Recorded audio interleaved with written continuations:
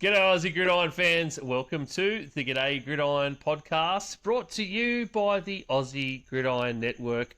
We're back with the breakdown, another breakdown of a division. We have already gone through 4 divisions, both of the Norths and both of the... Well, no, sorry, we've gone through 3. I can't do maths right now. We've done both Norths, we've done AFC West, and we happened to spin last time up NFC West. So that's where we are now. Unfortunately, we don't have Nick with us, which is very unfortunate considering we're doing NFC West. So, Isaac, you're going to have to be the voice of reason for the NFC West. I know I can trust you not to say anything that you shouldn't say about the San Francisco 49ers. Because you wouldn't do that to Nick. No, obviously not. I'd be partially fair. And just partially fair. I love that.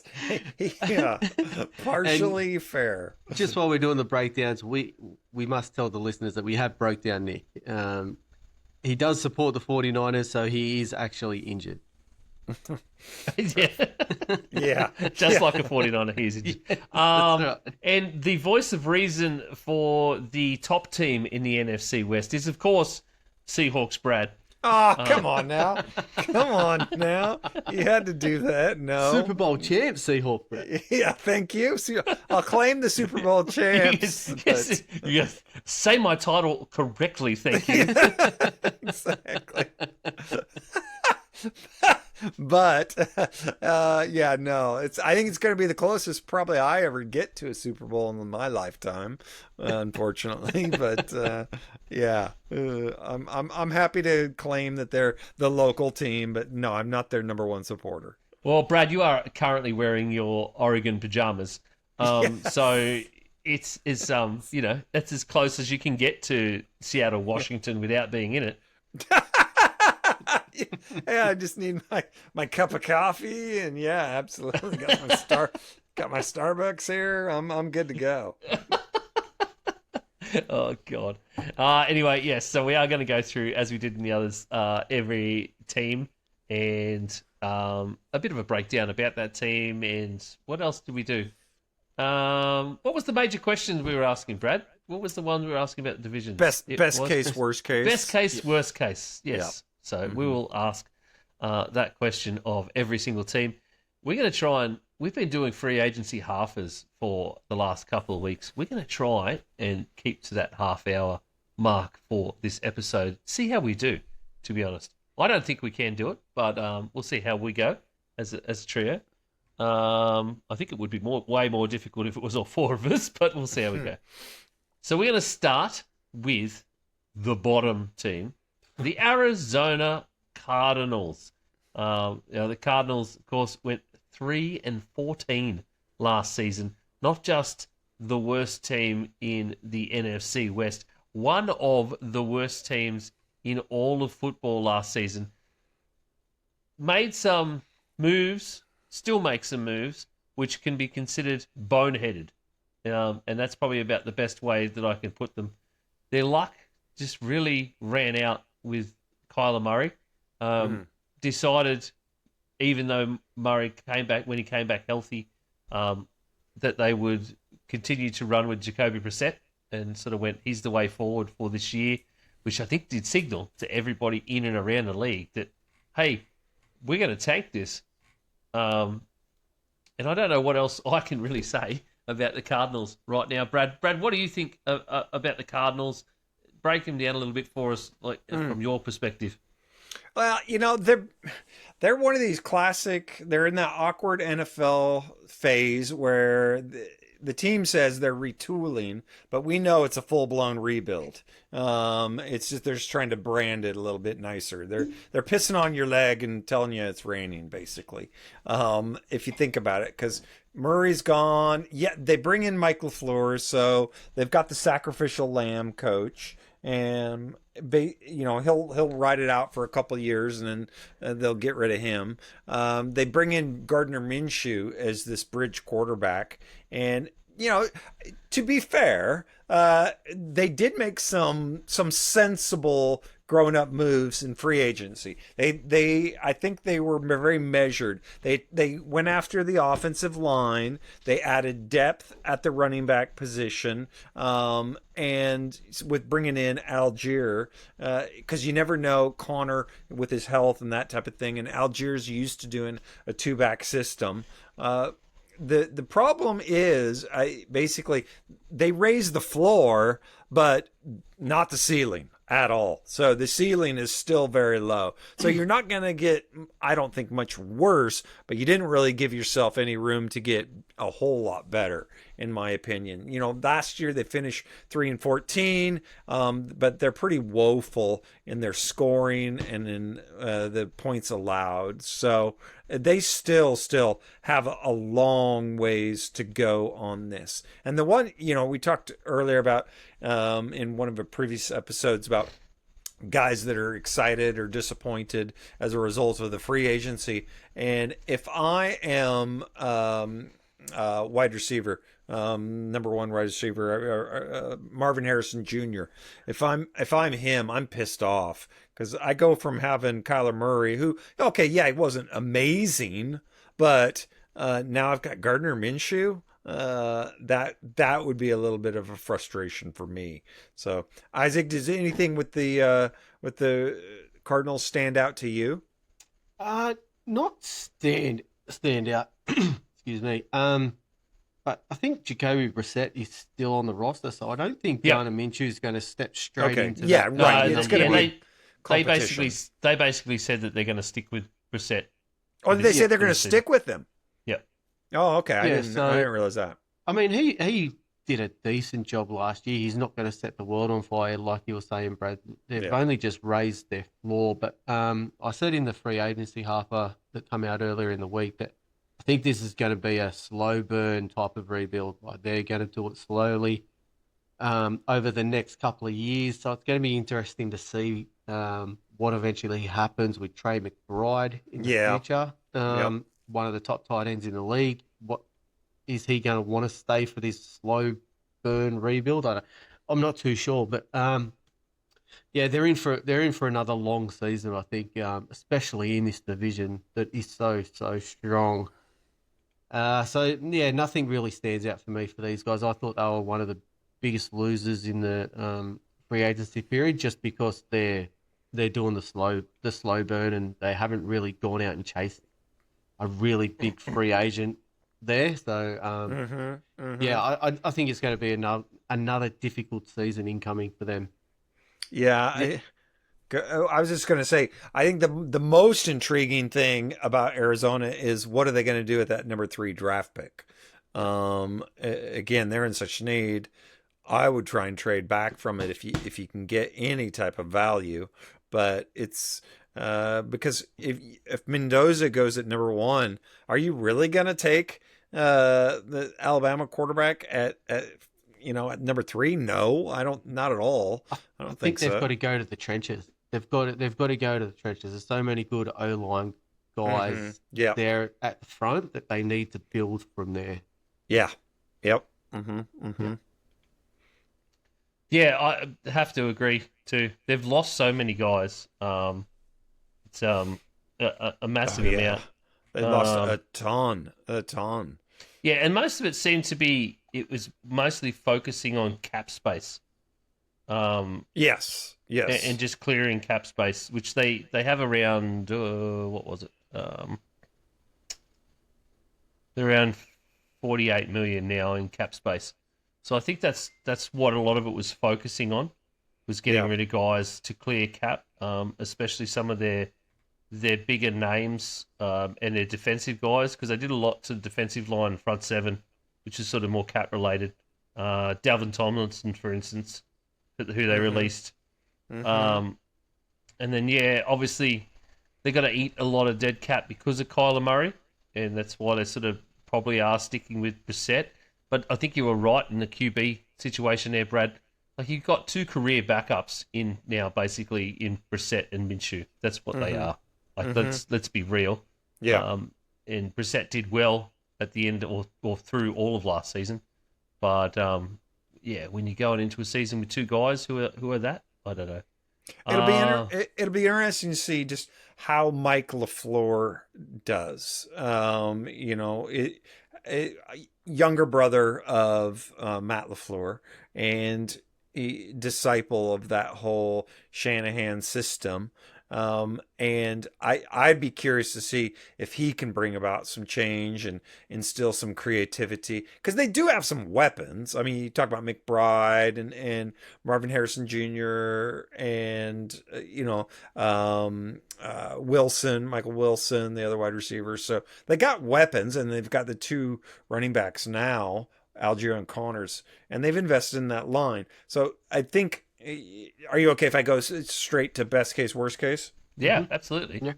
Yeah. So, for me, I think best case is the absolute best case. They win 7 games. I that's where I see them. I see worst case is because of quarterback play. They're right back here where they started. They've won 2-3 games, and they're competing for again a top 1, 2, or 3 draft pick, and the cycle continues until they can really either get that star quarterback or build up everything around them, a la Detroit. Yeah, I'm gonna have to agree with you there for the best case and worst case scenario. Really, the one shining light for them last year was the emergence of Michael Wilson. He played really well in the wide receiver, but it was when Marvin Harrison was out, so they didn't really show when they were both on the field at the same time that they could share the field. So they're gonna have to work that out this off season. And as you said, best case scenario. I mean, I think 7 games might be a little too high just because of they've got to play the Rams twice, 49ers twice, and the Seahawks twice.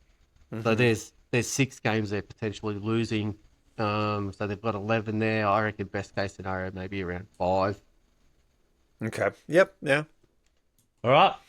Let's move on to the San Francisco 49ers. This was such a hotly contested division as we saw at the end of last season. 12-5 with the 49ers at the end of it. Had a massive amount of issue with injury. Could have been one of the best teams by none in the league, but the injuries really crippled them in every aspect. Is it a coaching fault? Is it because of the substation next to the training ground? We will never know. But yes, they're back now. We've been talking about it through free agency. The fact that they've been making a lot of really, really good depth moves. I think the addition of Mike Evans, even though he says he is just that one piece that they need, I think it's a great depth. We talked about the fact that him as an X receiver, when you get it with those young guys, the young guys like Pearsall that they already have, as long as these guys can stay on the field, Mike Evans can stay healthy. You get 1 year of a healthy Mike Evans. And I think with the best running back in football as well, we've got one hell of a situation and one hell of a year coming up for the San Francisco 49ers. But Brad, it all hinges on them staying healthy. Isn't that the truth? Yeah, yeah. They're basically operating as if last year kind of didn't happen. They're just running it back, but they're being a little bit louder, and they're saying our Super Bowl window is now. And so they went out and did a little bit of shopping, and like you say, got Mike Evans, which I think was fantastic. They traded for Osa Odigizua from the Cowboys. Well done. Yeah, thank you. It's about the first time I've got it right. And he's good. I mean, he's not great, but he found himself, number 3 on a really talented Cowboys defensive tackle position. But he is a solid starter. So he's going to give him a lot of depth. And like what you said, they're just basically trying to maximize, saying, okay, we've got McCaffrey, we've got Kittle, we're bringing back Fred Warner, we've got Bosa, and we're going to try and make it all work and with it, because now is the time. It's now or never. So, if they are healthy, they become, I think, definitely one of the more dangerous teams. And on any one game, they could beat anybody in the NFC for any one game. Doesn't mean they're going to finish with the best record in the conference, but against any one game, a Kyle Shanahan led team with assuming those guys are healthy, it would be fascinating. I think you got to ask what's going to happen with Ayuk. Are they going to trade him or on the draft? Are they, because clearly they don't want him there. But yeah, so they're an intriguing team. All that said, I still hate him, and Nick, they suck. But anyway, that's my opinion. Yeah, I agree with that, and I think the start of their season is going to be the most crucial, because the reason I say that is because Brock Purdy is missing his safety blanket in George Kittle. So I don't think Kittle is coming back for that start. So, yes, they've upgraded at wide receiver, and I totally agree with you guys that they need to stay healthy, but their start of the season is going to be crucial to where they end up. Without George Kittle there, he's essentially the heart and soul of that team, really, isn't he? He runs the culture of what happens there. So, Trent Williams is coming back. Is that confirmed? He isn't retiring. He's not. Yeah, no, that's my understanding. He is coming back. Yeah, so that's another big piece that there. So yeah, my thoughts are, I'll jump straight into the best case, worst case scenario is. Best case scenario is they start on fire, everyone stays healthy, and they probably top the division with the pieces that they have. Worst case scenario is like the last two seasons, they get injured and it all falls apart. I mean, everyone who stepped in last year to get them to 13 wins or whatever they ended up on played really well.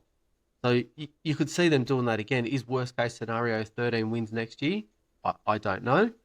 But worst case scenario is they're not healthy and they probably get 10 wins. I've got a best case and worst case scenario from Nick. He says the best case for him, for the Niners, is bulk up in front of Purdy early in the draft and then draft in the secondary. Everything else is drafting for depth. These two areas were some of our healthiest this season, but remain some of our biggest weaknesses. The worst case scenario involves Trent Williams. We again refuse a backup plan for life after Trent Williams, and the O-line remains the biggest weakness on offense. Yep. If we can't bulk up our O-line in a division against the Rams and Seahawks front four, we'll finish third again. Not getting the back end right as well adds to that. With JSN and Puka in a division, we will just fall behind the 8 ball, even if healthy. So, great sentiments, great best case, worst case from Nick. And I actually think that sums the 49ers up brilliantly. Yeah, no, it does very succinctly. It'd be really interesting. One thing I was looking at them found fascinating. They actually have 4 fourth-round draft picks. That's the most of any team that I've ever heard in one round. So, John Lynch will be able to draft his practice squad there. For me, best case is they somehow finish in it with in a tie with the Rams for the division lead and win it on some strange tiebreaker. I think that's the best case. But I think all that being said, just because I think that's the deepest division in the league, they still could be Super Bowl contenders. They could if everything goes right for them. Worst case, injury bug hits, O-line ages out, and you're looking at 8-9 wins. Do you want to know another interesting stat about the 49ers this year? Please. Go. Please. Their approximate travel kilometres for next season, 61,324 kilometres. They have to travel with a game in Australia and Mexico City. So that's going to be interesting to see how that pans out, really, because that's a lot of travel. A lot of travel. That is too much. That is yeah. But they willingly put their hand up, I think, for Mexico. So, but I wouldn't be surprised if they willingly put their hand up for Australia as well. Yeah. No, but I did see George Kittle went on a podcast and he was saying how the 49ers look after their team. He he couldn't have spoken highly enough of the 49ers. They give him breakfast, lunch, and dinner 7 days a Oh, week. Brad, where did they They come look in after your him. where did they come in your rankings? Those rankings you put together? The The 49ers, where did they rank? Oh yeah, We should have looked that up, Brad. I don't know off the top of my head, but yeah, you're right. We should have. We definitely should have. Mm. That's So, interesting. Yeah. That's something I seen today. He said they really look after their players and their families. They get meals every day, physios 24 hours. It's just crazy. Oh, Deshaun Watson would love that. You can go get a massage every. The meals you're talking about, Brad? Yes, yeah, exactly. Definitely the meals. Definitely, that's exactly what Brad was saying. Physio, massage on call 24 hours a day. That's a meal in itself. Yeah, oh, jeez. Yes. Oh God. Overall average rank is 12, Brad. Okay. Yeah. Right. It Interesting. looks like they're getting sort of A's, That's the A's to over- A minuses across the board.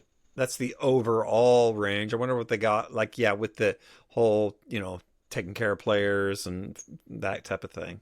Yeah, I'm just having a look now. Mm-hmm. Interesting. The training staff gets a C minus, Okay. as Interesting.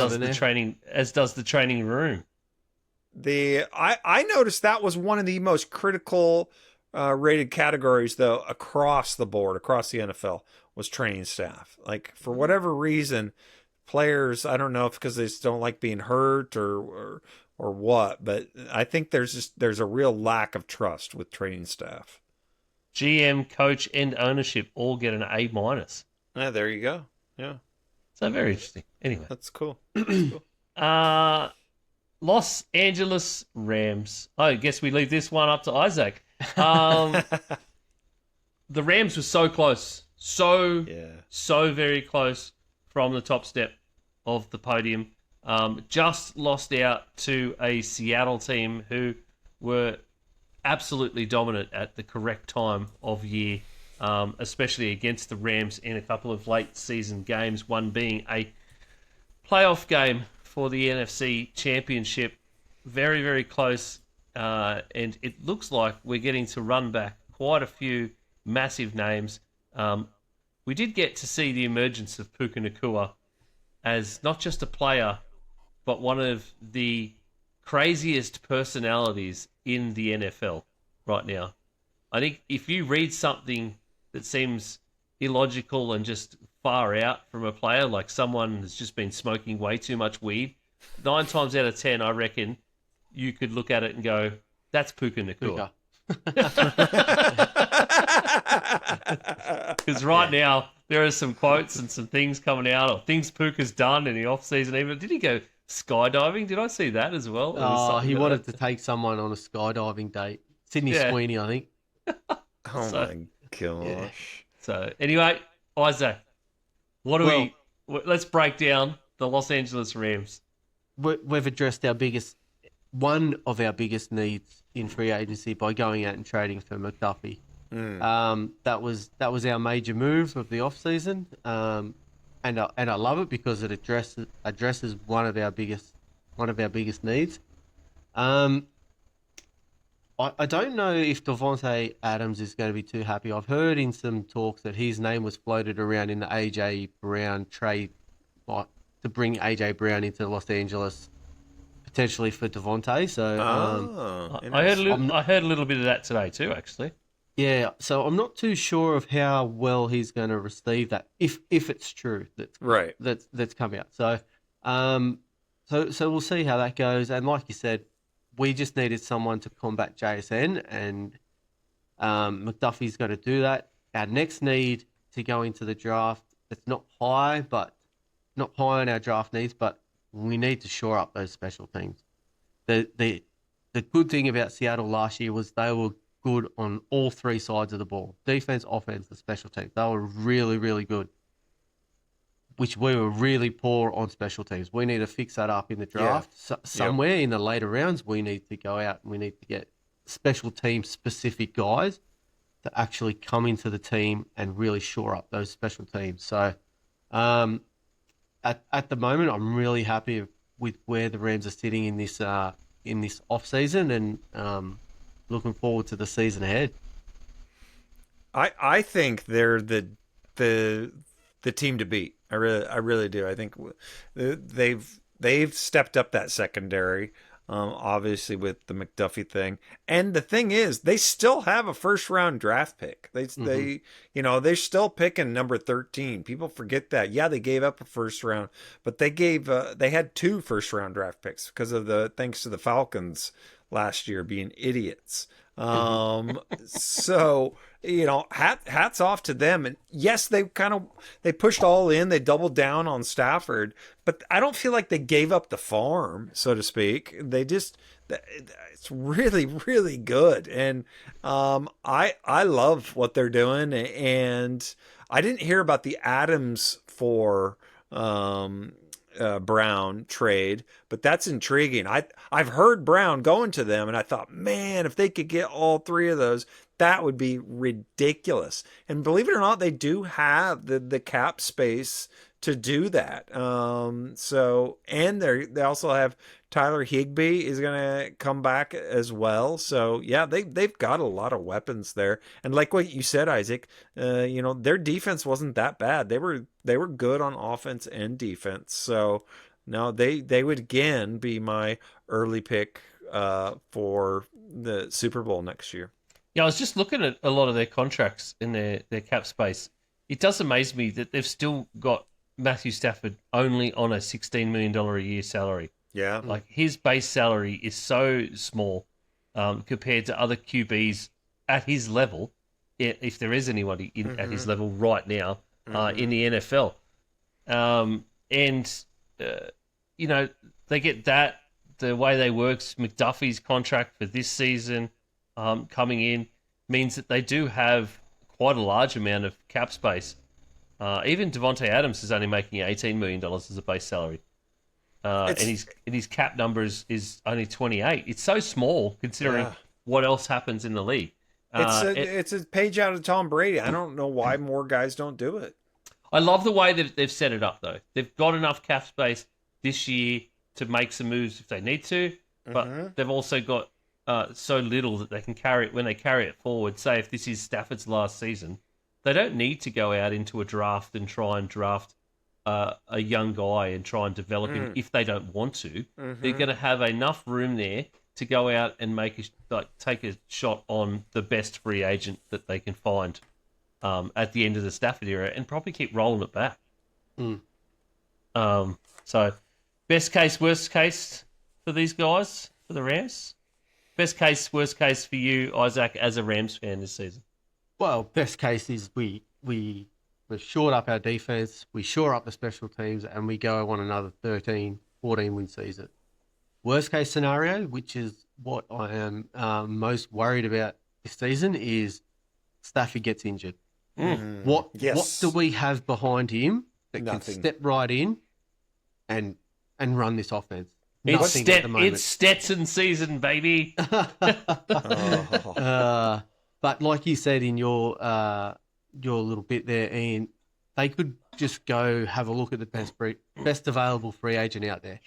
As long as it's not a season-ending injury to Stafford, if it happens, they can just go buy a rental for that and for that period and then go on. So that's another thing that's worrying me quite a bit is the backup QB situation.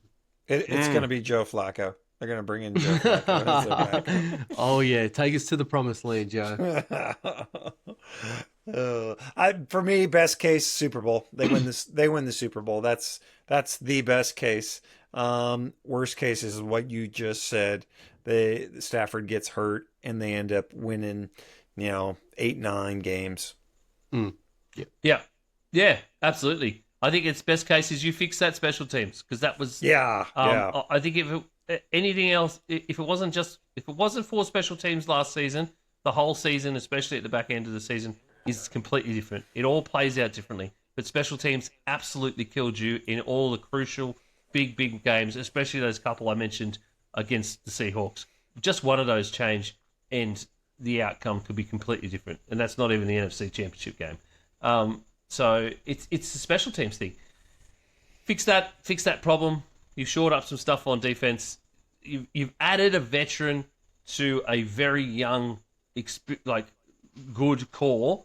So if you do that, it just gets better from there. That's best case. Worst case, I totally agree with Isaac. What are you going to do if something happens to Matt Stafford? Because he had that injury early last season, and he went into the alien spaceship on the sideline, and he clearly came out with some not human DNA, and managed to put together an MVP season. But can we do that again? Can we run that back again? Yep. Do we still have the funds available to get the alien spaceship to land on the field during preseason? Nah, we'll find a way. Yeah. We've got to figure that out. All right.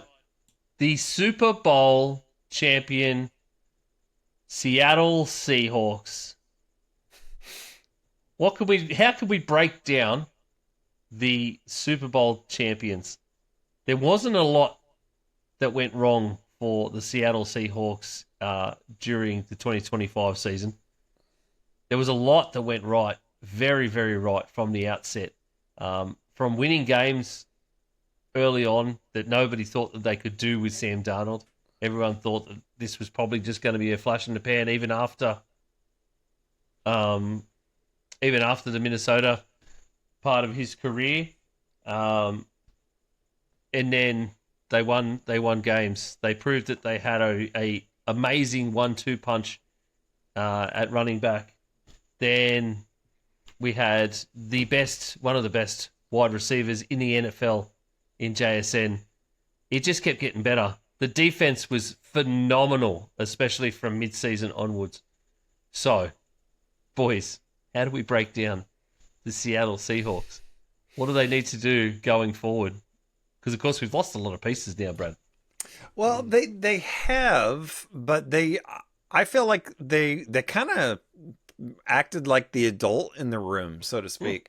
They didn't really decide, hey, we're going to sell the farm and go after another Super Bowl this year. They said, we know we're going to take our hits, but we're going to try and keep some key pieces and build around that, and that's what they're doing. They bring back Rashid Shaheed, 3 years, $50 million. They bring back Josh Joby, 3 years, $24 million. So they're trying to keep some of these the core guys intact, but yes, you're going to lose it. Losing what's his name, running back, is Walker. Losing Ken Walker is a huge blow, but apparently they're really high on their other running back, Emmanuel Wilson.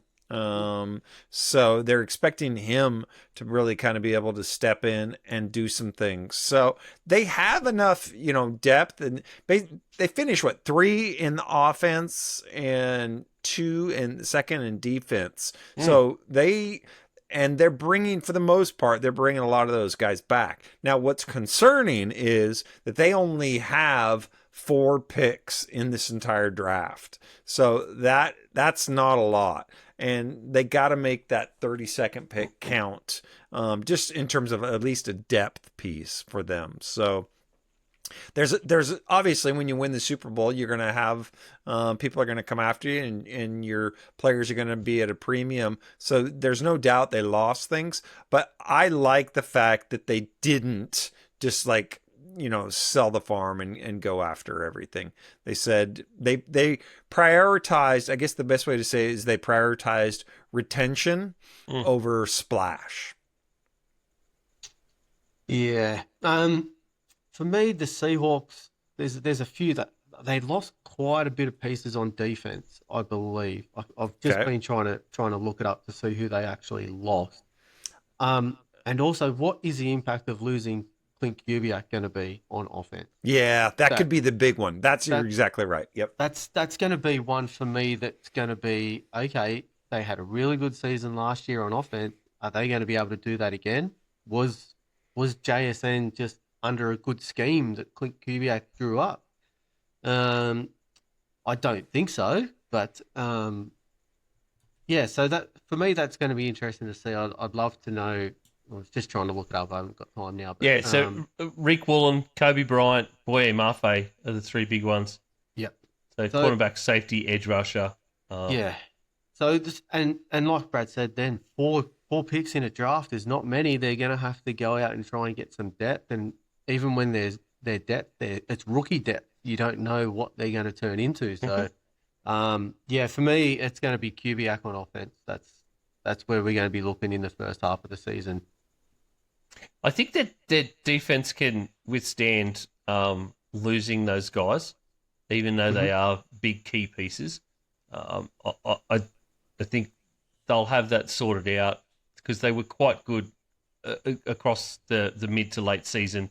And I think that doesn't come unless you have depth already. So they will have guys that know the scheme, that can play that way, that can probably still fill in. You might add a few here and there. Like, you've only got 4 draft picks, but you might add a few more after the draft. So undrafted free agents, for instance. My worry for them is actually, yes, they've got JSN, and they did the right thing and gave Rashid Shaheed a new contract, a 3-year deal, quite a big one too, because he is essentially going to be your number 2. But I worry about the depth. They've still got Cooper Kupp, but there's no one behind those 3, and you want extras. Even just for scheme, you want extras. You want depth. Yeah. But then there's the problem of injury and how the season goes. I like the fact that they've kept Zach Charbonnet. He was the cheaper of the 2 running backs, I guess. Mm-hmm. They got something for Kenneth Walker. Great. Or not really, but they got something out of him, I should say. But you keep Charbonnet. Brad's right. Emmanuel Wilson was quite good, so hopefully he does step up and they continue to have that 1-2 punch. But that was more of a Kubiak scheme and the way he plays and the way he structures his offense. So there is that. I really think that they need to do something with the tight end room. I don't think AJ Barner and Elijah Arroyo are it for the tight end rooms. I don't think either of them neither play a traditional tight end role and neither play sort of the new school pass catcher role. They're kind of in the middle. Yeah.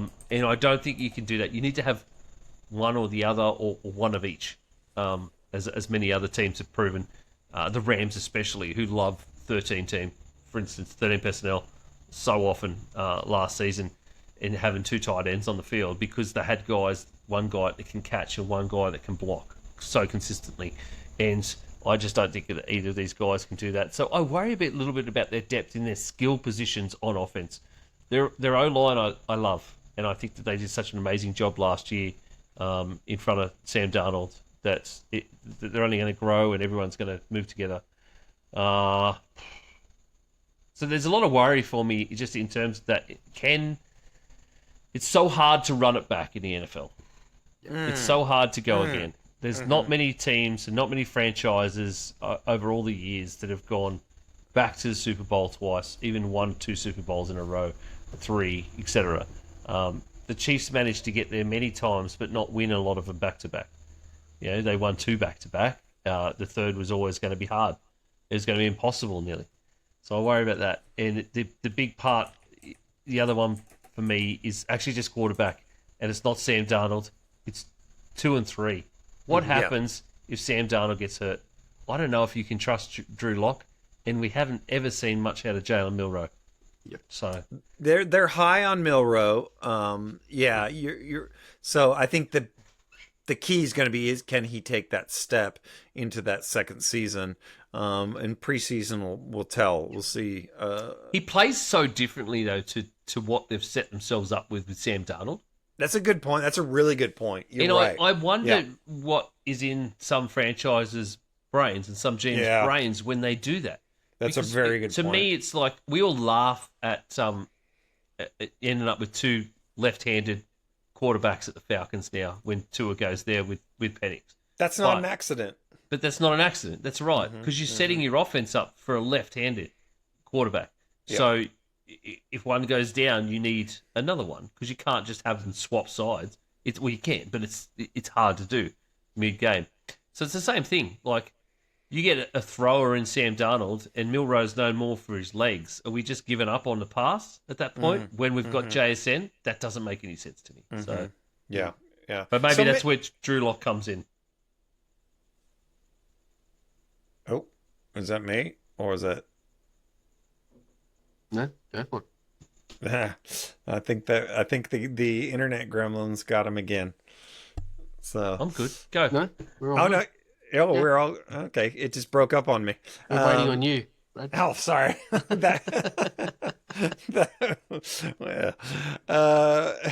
Yeah, that's pretty normal for them. I'm gonna go best case, worst case. Best case, they're right back Super Bowl contention. That's where I see them. Worst case is those guys that they did lose have a much bigger impact just on the culture and what have you, and they have a Super Bowl hangover, so to speak. And Kubiak, I think Kubiak, Isaac mentioned that, but Kubiak, losing him could be a huge thing. And that offense could get a little bit stale, and then you're looking at, okay, well, they're winning around 10 games, and they're probably the 6 or even the 7 seed to come into that playoffs, and they can't get out of the divisional round. Best case is always Super Bowl. It's the best case for the Super Bowl champions is another Super Bowl. Yep.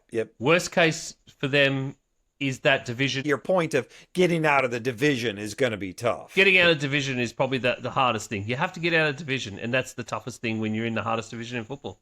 Yeah. Yeah, like you said, in their best case scenario for the Super Bowl champs is going back to the Super Bowl. Worst case scenario is like you both said, Kubiak is a bigger factor than what we first thought. We all praised Mike McDonald last year, saying it was all him. It may be all Clint Kubiak on offense. So they may win their 7 or 8 games and not even make the playoff. So that's worst case scenario for me. A little side note, if you're in the fantasy world, Torrey Horton, who is on the Seahawks, I reckon he's going to have a breakout year this year. So Okay. I like that part of their depth in the wide receiver room. I like it. There you go. All right. NFC West done and dusted, broken down. I'm going to bring up the free agency spinner. Oh, Check out these chromies. Here All right. we go. In that bottle, baby. All right. Let's spin her up and see what we're doing next week or next show. And the winner is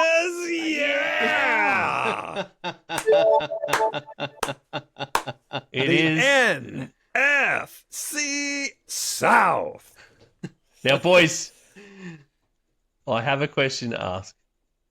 Do we do back-to-back division breakdowns so we can catch up before? So we got enough time. I think we should, so we give ourselves more breathing space before the draft. Yeah. So do we go for another spin right now? Yeah. Spin that bottle, baby. Right. Do it. NFC South is gone. So we got NFC South is the very next one you're going to hear. Who's after that? Here we go. Oh, it's the NFCs. Oh, NFC East. the Beautiful. best division in football. Oh, we just talked about the West. The best division in the UFL. Awesome. Screw you. All right, so next week you will hear NFC East. No, we're going to do South first. We're going to do NFC South. Get it out of the way. We'll talk everything Tampa Bay Buccaneers. And then we will talk NFC East. So we're going to go for back-to-back shows next week. 2 division breakdowns. Catch ourselves up. We might do, if it goes well enough, we might do 2 the week after so we can really get these over and done with. But that's where we're at. So if you want to follow along, Academy Gridiron, absolutely everywhere. Linktree/Aussie Gridiron Network will get you all the links to the rest of the AGN stable. The Fantasy Boys have got to be back soon. So hit them up on their pages, at the Aussie NFL Fantasy Show, and just keep asking, "Hey Taylor, when are we coming back? Hey Maddie, when are we coming back?" Because we got to get some love. Manjot's been doing some great work on Pastry Press NFL on Instagram, so make sure you check that out. Till next week, division previews or breakdowns again. See you later. Go Ducks.